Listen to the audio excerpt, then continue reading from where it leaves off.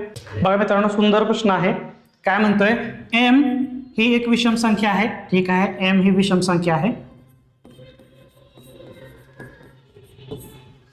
एमच्या पूर्वीची म्हणजे अगोदरची 8वी समसंख्या कोणती? बघा, आता समजा एक उदाहरण घेऊया आपण. हे 9 संख्या आहे.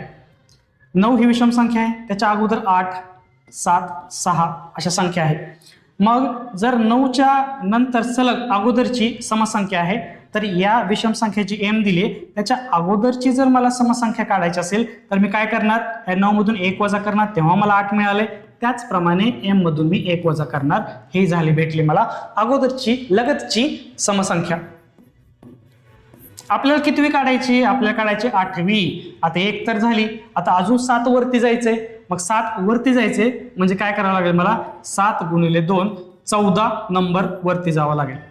म्हणजे मला अजून 14 वजा करावे लागतील या संख्येतून. म्हणजे एम वजा 1 मधून 14 वजा केलं तर एम वजा 15 ही मला 8वी समसंख्या असेल. ऑप्शन क्रमांक 2 बघा, एम वजा 15 हे उत्तर मिळते.